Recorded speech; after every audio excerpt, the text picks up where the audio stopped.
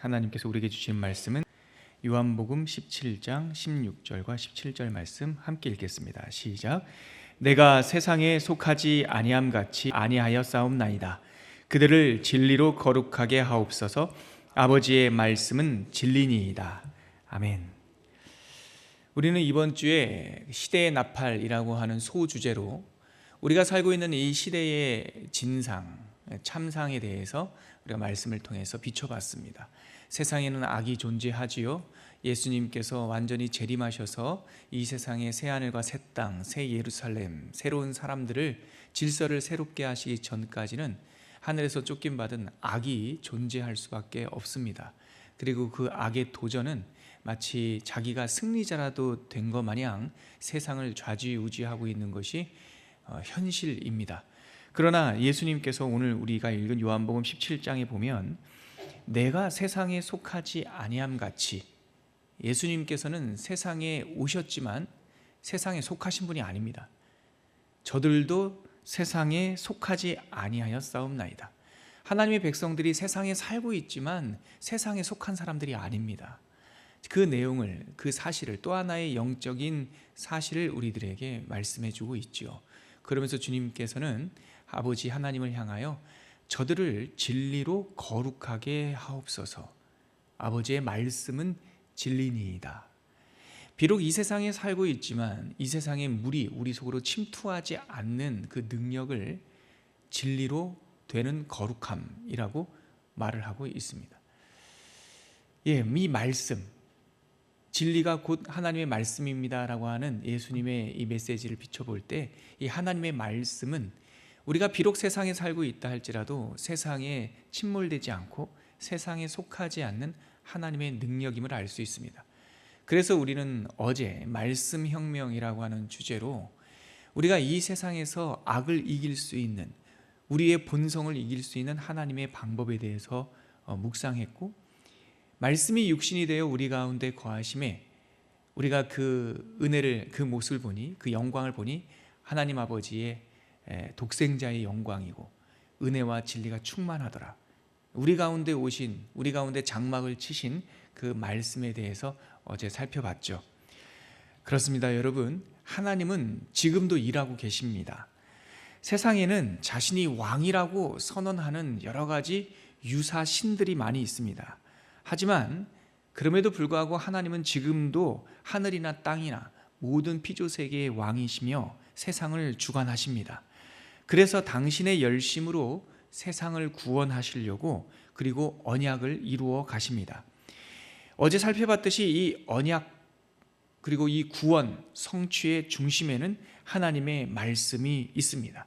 그래서 요한계시록 19장 예수님께서 흰 말을 타시고 재림하시는 장면에도 그의 이름을 충신과 진실이다 라고 표현되어 있고, 또 달리 그의 다리에 이름이 써 있는데 그 이름이, 그 재림하시는 예수님의 이름이 호 로고스 데우, 하나님의 말씀, 이렇게 되어 있습니다.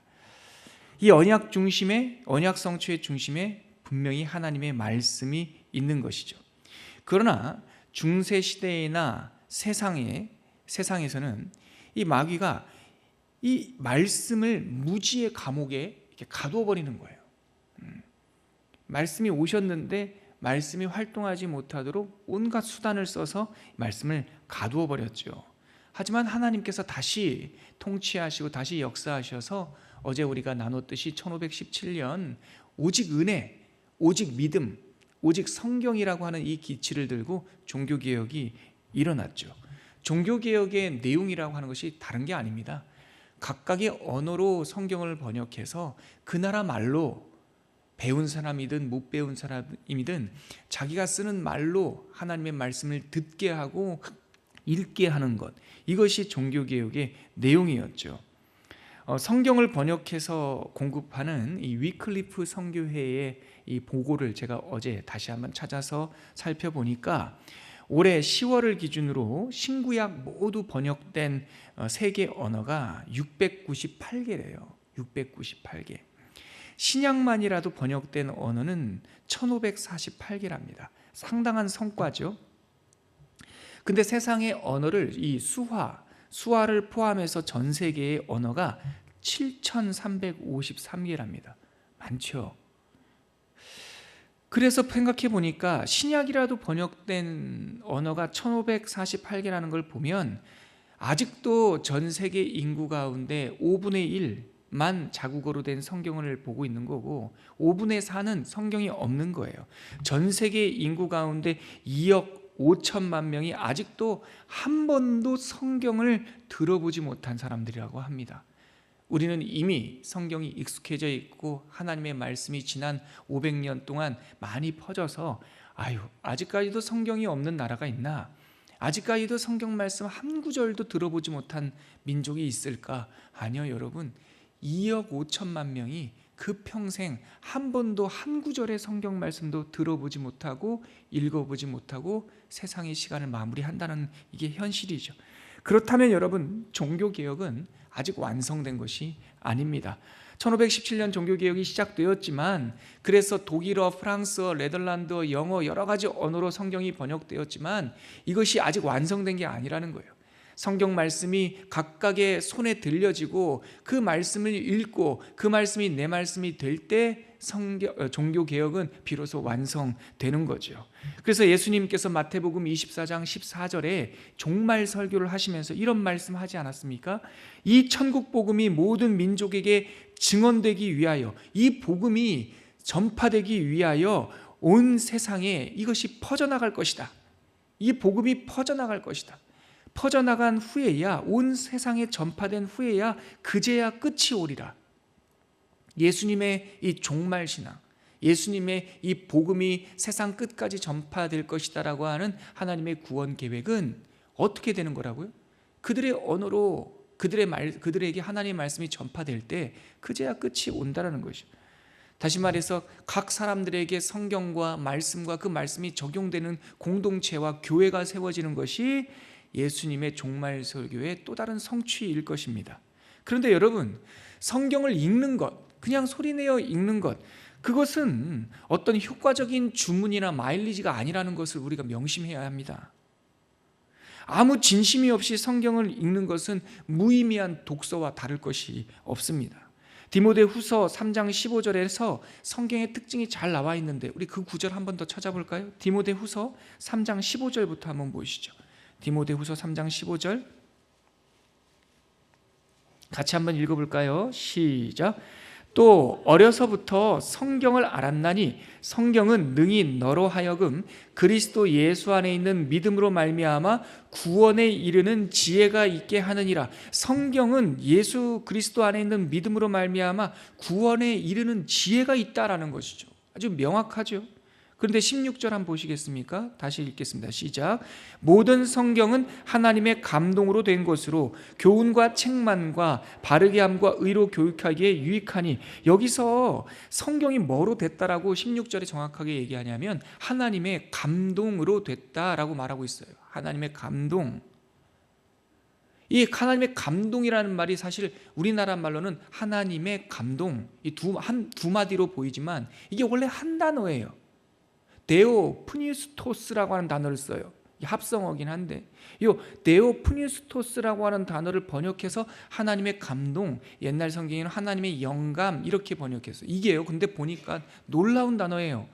이 신약 성경의 언어인 헬라어로 쓰여진 이 성경뿐만 아니라 뭐 세네카라든가 여러 가지 로마 시대, 그리스 시대 법률 서적을 다 찾아봐도 데오프니스토스라고 하는 단어는 한 번도 안 나와요. 여기만 나온 단어예요.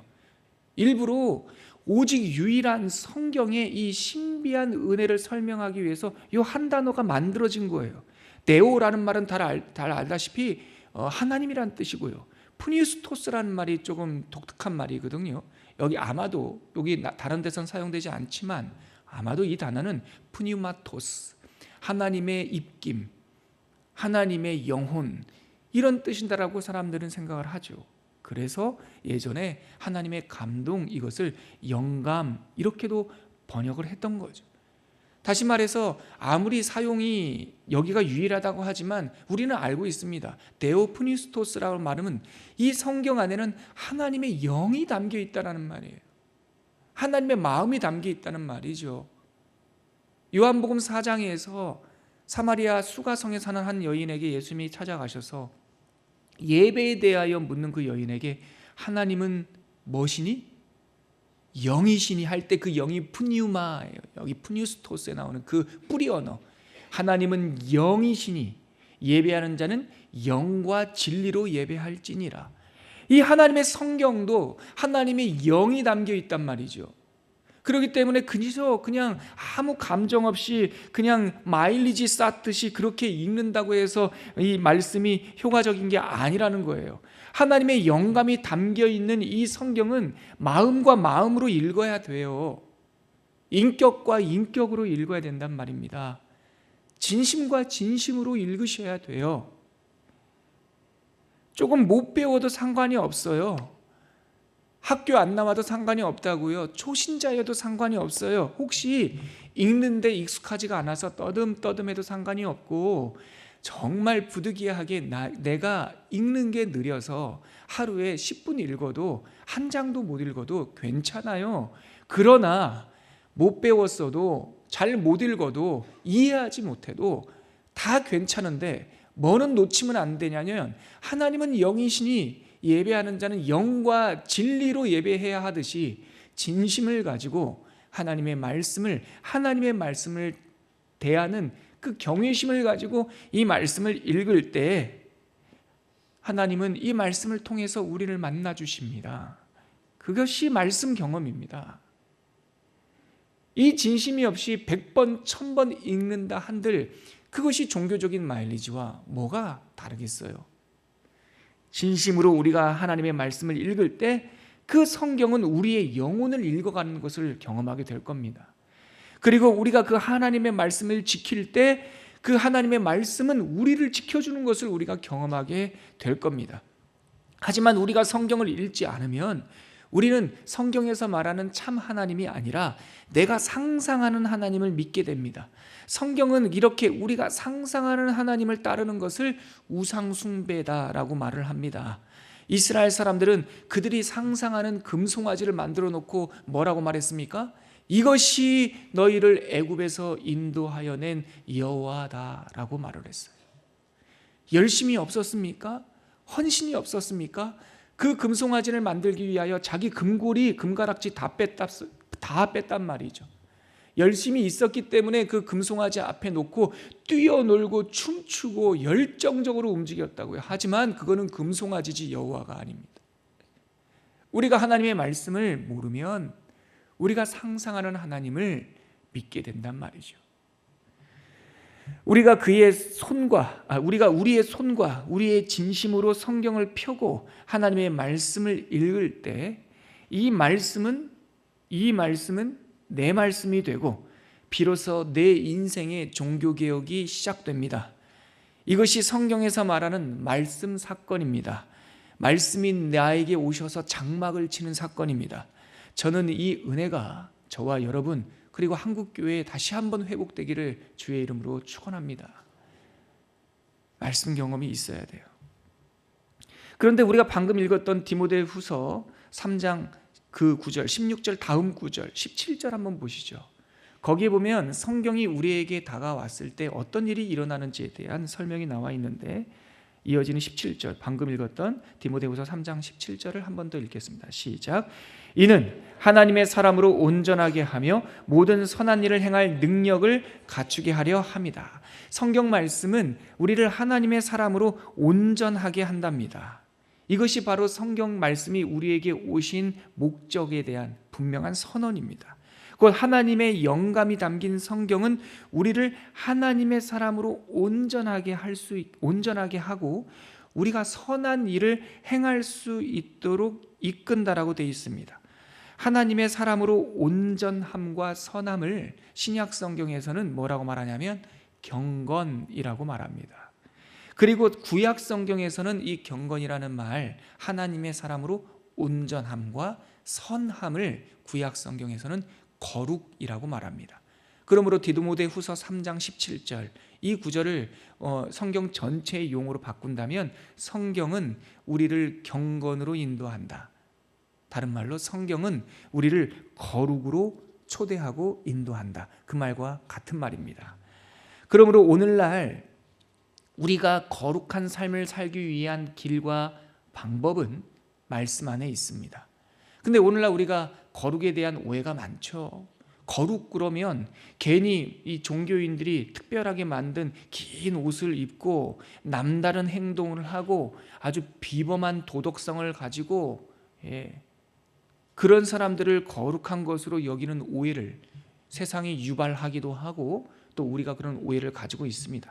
그러나 성경은 정말 그런 것을 거룩이라고 말하지 않습니다. 그럴 것 같으면 바리새인들이 1등 돼야 될 겁니다. 그런데 예수님께서는 사거리에 거룩한 옷, 긴 옷을 입고 하늘을 사람들 보는 앞에서 기도하고 금식하는 그들을 회칠한 무덤이라고 말했습니다. 그래서 바리새인들의 기도보다 그 성전 뒤뜰에서 차마 다가오지도 못하고 가슴을 치며 기도하는 세리의 기도를 경건한 기도다라고 주님이 말씀하셨습니다. 성경은 거룩이를 그런 것으로 말하지 않고 거룩이란 하나님의 성품이라고 말을 합니다. 거룩하신 분은 하나님밖에 없어요. 그럼 거룩은 뭡니까? 하나님의 성품이에요. 그럼 우리가 거룩하게 된다라고 하는 것은 하나님을 닮는 것을 말해요. 레위기 19장에는 이렇게 말하죠. 19장 2절에는 너희는 거룩하라. 너희 하나님 여호와가 거룩함이니라. 마태복음 5장 48절에는 뭐라고 말합니까? 너희는 하나님의 온전하심처럼 온전하라. 다시 말해서 거룩과 온전함, 다시 말해서 거룩과 이 경건은 꼭 그 앞에 하나님의 라고 하는 전제 조건이 있는 거예요. 그러므로 하나님의 길을 따라 걸어가는 것, 그것을 거룩이라고 하는 거예요. 거룩은 멋진 옷 입고 내 인격을 수양하는 것이 거룩이 아니라 우리가 하나님의 말씀을 펴고 그 말씀대로 살아가려고 애를 쓰고 그 말씀이 내 말씀 되려고 진지한 마음으로 영이신 하나님 앞에 다가갈 때 그것을 하나님은 거룩이다라고 말합니다. 그러므로 거룩은 명사가 아니라 동사입니다. 늘 하나님과 함께 걸어가려고 하는 그 마음가짐, 그러한 삶의 태도, 이렇게 하나님의 말씀, 그 진리, 그것이 우리를 하나님의 거룩함, 하나님의 경건함으로 이끌어갑니다. 그러므로 말씀 혁명은 경건의 훈련입니다. 말씀 사건은 우리들의 삶 속에 이 말씀의 길을 쫓아 이 차선을 따라서 천천히 더디어도 괜찮습니다. 여러분, 지름길은 없다고요. 더디어도 괜찮아요. 한 걸음 한 걸음 그저 하나님과 동행하려고 사는 것, 가는 것, 그것이 거룩인 거죠. 그래서 제가 말씀 통독을 여러분들에게 권유하면서 말씀 통독은 목표가 아니라고 그랬죠.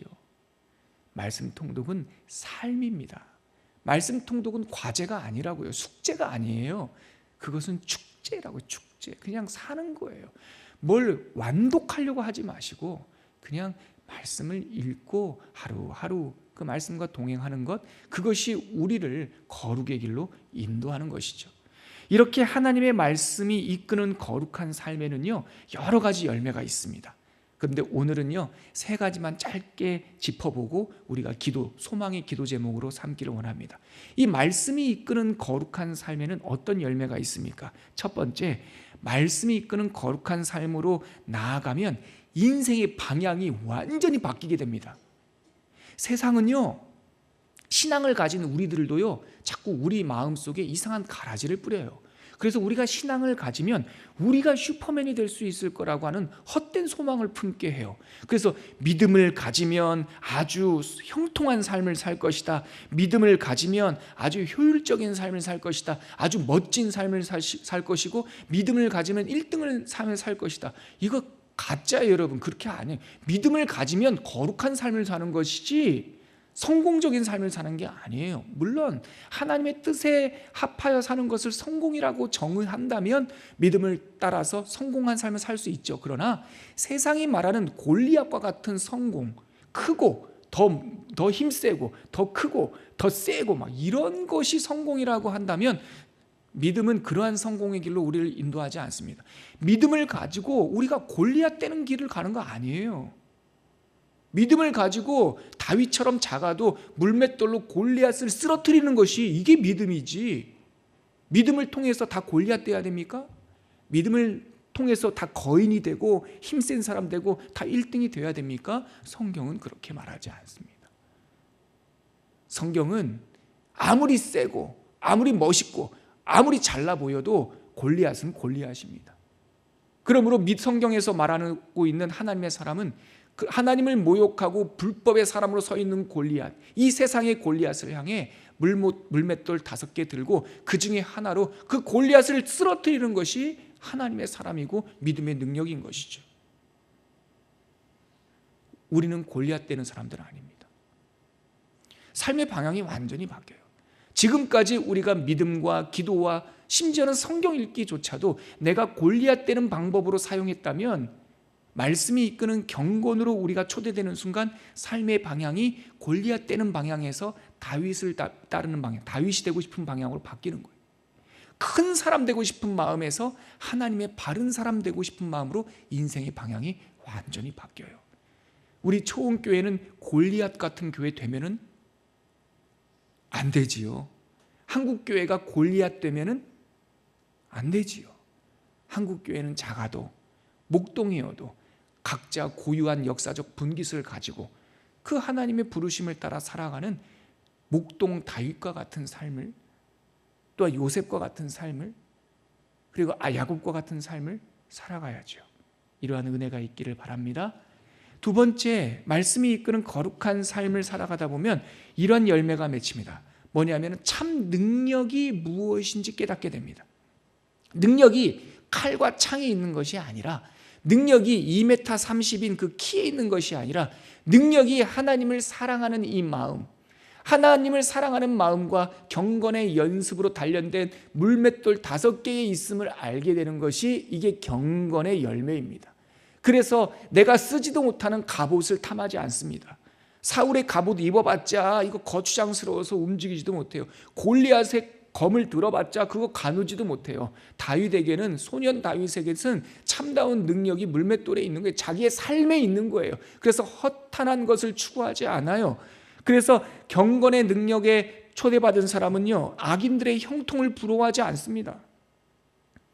경건의 능력, 하나님의 말씀이 이끄는 그 능력으로 초대된 사람은 죄인들의 방법을 고려하지 않아요. 그리고 오만한 사람들의 자리에 동참하지 않아요. 왜냐하면 이 악인과 죄인과 오만한 자들의 방법과 수단이라고 하는 것이 바람에 나는 겨와 같다는 것을 비로소 경건에 초대된 사람들은 알게 돼요. 그렇기 때문에 그것을 부러워하지 않아요. 진짜 능력이 뭔지를 깨닫게 되는 것이죠. 끝으로 말씀이 이끄는 경건에 초대된 사람은 뭐가 바뀝니까? 온전함, 그리스도의 온전함을 소망하게 돼요. 인생의 목적이 있어요. 인생의 목적이 이 세상에서 통장에 숫자 좀 더 늘리고 집에 평수 좀 더 늘리고 이게 아니라 그리스도의 장성한 분량으로 자라나고자 하는 그 새로운 소망과 하나님에 대한 그리움이 생긴단 말이죠. 경건한 사람들은 늘 하나님을 향한 그리움, 그리스도의 장성한 분량으로 자라나라 하셨던 그 예수님의 초청에 대한 소망, 이런 것들이 생긴단 말이죠.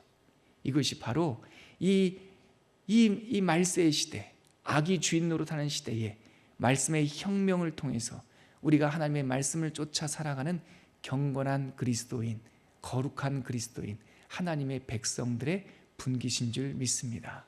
이 시간 함께 기도합시다. 함께 기도할 때 우리들의 방법은 세상에 있지 않습니다. 말씀이 이끄는 경건의 능력, 거룩의 능력이 있습니다. 함께 기도할 때 하나님, 이 거룩한 삶을 통해 삶의 방향이 결정되게 하여 주시옵소서. 참 능력을 덧입게 하여 주옵소서. 그리고 그리스도의 온전함에 이르는 이 소망, 하나님의 온전함에 대한 그리움이 우리들의 마음속에 소망으로 자리 잡게 하여 주시옵소서. 그런 교회, 그런 나라가 되게 하여 주옵소서. 이렇게 기도하신 후에 자유롭게 귀가하도록 하겠습니다. 함께 간절히 기도합니다. 하나님 아버지, 은혜를 감사합니다. 오늘 말씀을 통하여서 하나님께서 말씀으로 그 진리로 우리를 거룩하게 하신다. 비록 우리가 세상에 살고 있지만 세상에 속한 사람들이 아니다. 우리는 골리앗과 싸우는 사람들이지 골리앗을 닮아가는 사람들이 아니다. 라고 우리에게 말씀하여 주시니 감사합니다.